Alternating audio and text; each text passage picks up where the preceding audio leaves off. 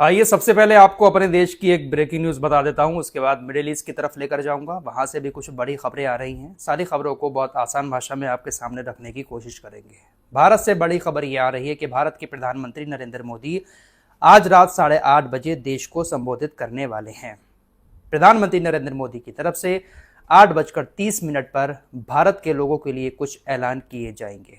अब ये कौन से ऐलान होंगे, भारत के प्रधानमंत्री नरेंद्र मोदी कौन कौन सी बातें करने वाले हैं, ये जानकारी सामने नहीं आई है, लेकिन अचानक से खबर आई है कि 8:30 बजे प्रधानमंत्री नरेंद्र मोदी देश को संबोधित करेंगे।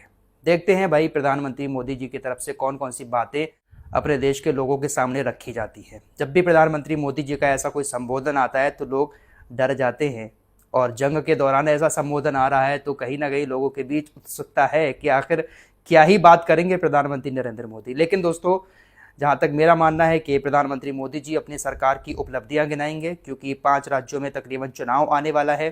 चुनाव से पहले मोदी जी की तरफ से इस तरह के भाषण, इस तरह के देश को संबोधन लगातार आते रहेंगे, क्योंकि सरकार की उपलब्धियां भी तो देश के जनता के सामने रखनी है।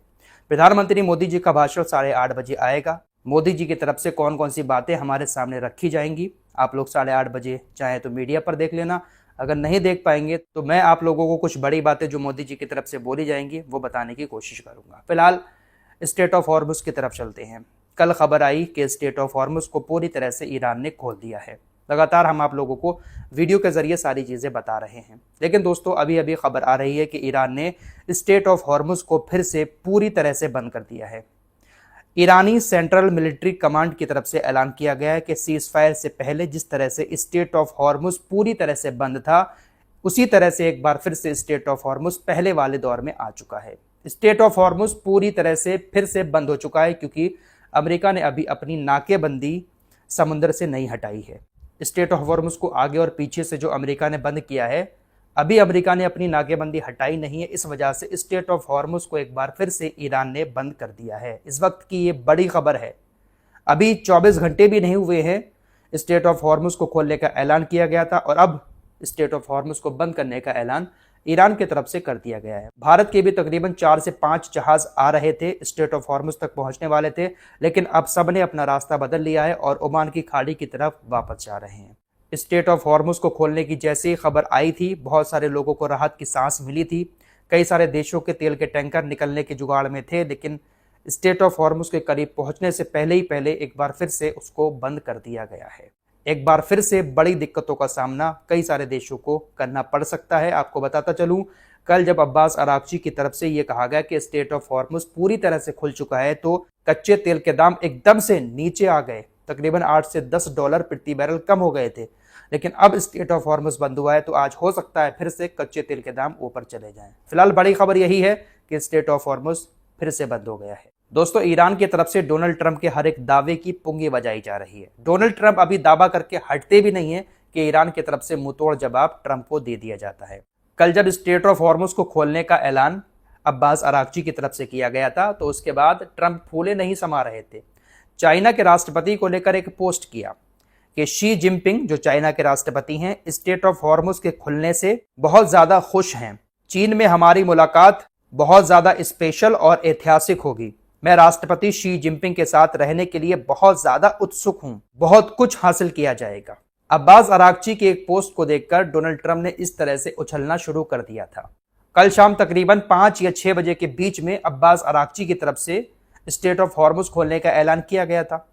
तकरीबन 6 बजे के करीब डोनाल्ड ट्रंप की तरफ से भाषण दिया गया। मैंने ईरान को स्टेट ऑफ हॉर्मुज खोलने पर मजबूर कर दिया है। नाटो देश मुझे फोन करके हमारे साथ मदद के लिए गुहार लगा रहे हैं। ट्रंप की तरफ से हर बात में इस वक्त कितनी जल्दी की जा रही है, साफ दर्शा रहा है दोस्तों कि बुरी तरह से ईरान ने इनको पीट दिया है। छोटी छोटी सी बातों में डोनाल्ड ट्रंप अपनी खुशी तलाश कर रहे हैं। छोटी छोटी बातों को लेकर अपनी जीत का ऐलान कर देते हैं। ट्रंप कह रहे हैं कि स्टेट ऑफ हॉर्मुज खोलने के लिए हमने ईरान को मजबूर कर दिया है, और अब नाटो के देश हमसे मिलने की कोशिश कर रहे हैं।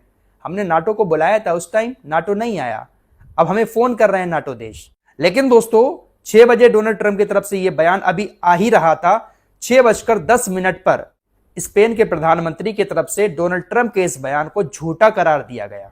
स्पेन के प्रधानमंत्री ने कहा कि ट्रंप ये जो दावा कर रहे हैं कि नाटो के देश अब हमें कॉल कर रहे हैं जब हमने मजबूर करके ईरान से स्ट्रेट ऑफ हॉर्मुज खुलवा लिया, ये सरासर गलत है। नाटो के देशों ने इस बारे में किसी तरह का फोन डोनाल्ड ट्रंप को नहीं किया है। डोनाल्ड ट्रंप अभी भी झूठ का सहारा ले रहे हैं, वो अभी भी भ्रम में जी रहे हैं। दोस्तों, ये ऐसा दौर आ गया है कि ट्रंप के बयानों को कोई सीरियसली ले ही नहीं रहा है। जो भी चाहता है ट्रंप के बयान की पुंगी बजाकर निकल जाता है। स्ट्रेट ऑफ हॉर्मुज को हमने खुलवा दिया ईरान को मजबूर करके, ये बोले हुए अभी ट्रंप को 24 घंटे भी नहीं हुए थे कि ईरान ने अभी कुछ देर पहले फिर से स्ट्रेट ऑफ हॉर्मुज को पूरी तरह से बंद कर दिया।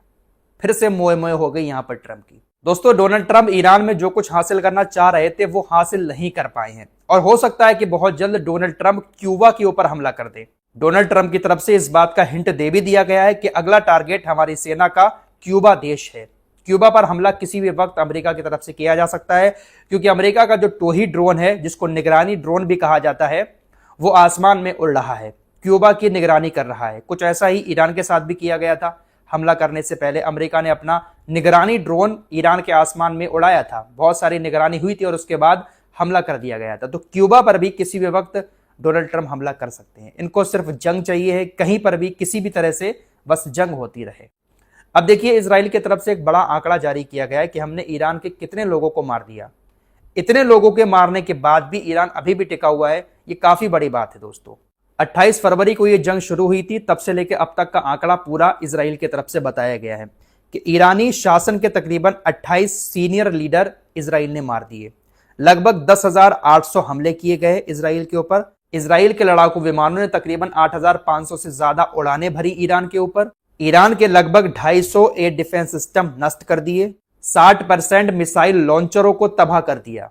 इजराइल का दावा है कि इस जंग के दौरान हमने ईरान को इतना नुकसान पहुंचाया है। अब लेबनान की बात करें तो लेबनान में तकरीबन 1700 से ज्यादा आतंकवादी मारे गए, ये इजराइल का कहना है। इजराइल के लड़ाकू विमानों ने तकरीबन 2500 से ज्यादा उड़ानें भरी। 5000 से ज्यादा लेबनान के अंदर आतंकी ठिकानों पर हमले किए। 14,900 से ज्यादा तोप खाने से हमले लेबनान के अंदर हिजबुल्लाह के ठिकानों पर किए गए।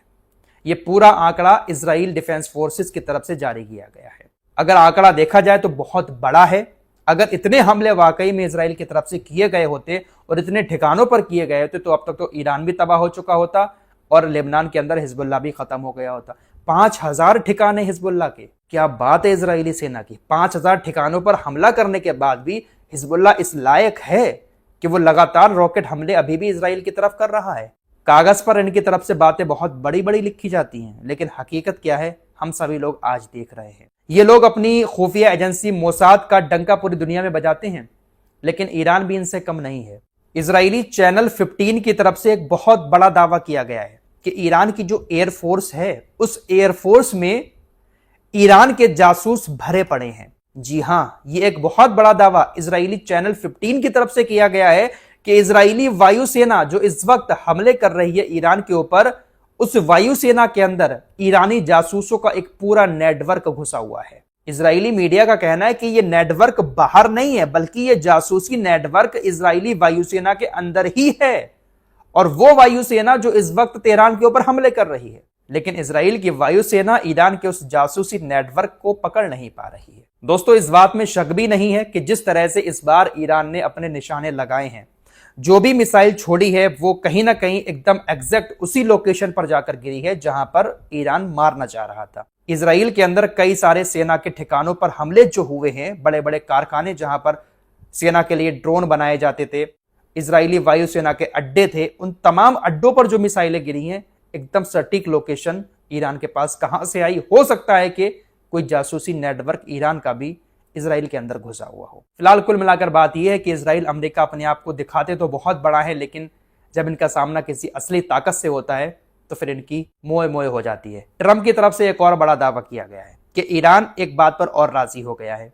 ट्रंप ने कहा कि ईरान ने हमसे वादा किया है कि वो हिजबुल्लाह और हमास को अब हथियारों से मदद नहीं करेगा, ना ही पैसे से मदद करेगा और ना ही हिजबुल्लाह और हमास को हथियार देगा। हालांकि अभी तक इस बात को लेकर ईरान की तरफ से कोई भी स्टेटमेंट नहीं आया है, लेकिन बड़ा दावा ट्रंप की तरफ से ये किया जा रहा है कि आतंकियों को अब ईरान हथियार नहीं देगा। हिजबुल्लाह हमास तो इनकी नजर में आतंकी है ही, लेकिन IRGC जो ईरान की सेना है उसको भी ये लोग आतंकी बताते हैं। ईरान के राष्ट्रपति की तरफ से एक पोस्ट किया गया, कहते हैं कि वो हमें आतंकवादी कहते हैं, लेकिन असली आतंकवादी तो वो खुद हैं। वो जब चाहें जहां चाहें किसी का भी कत्ल कर देते हैं और मानवाधिकारों की बात करते हैं, उन पर धिक्कार है। इस तरह की बात राष्ट्रपति मसूद की तरफ से बोली गई है। फिलहाल बड़ी खबर यही है कि स्ट्रेट ऑफ हॉर्मुज एक बार फिर से ईरान की तरफ से बंद कर दिया गया है। लेटेस्ट अपडेट जानने के लिए हमारे साथ चैनल को सब्सक्राइब करके जुड़ सकते हैं।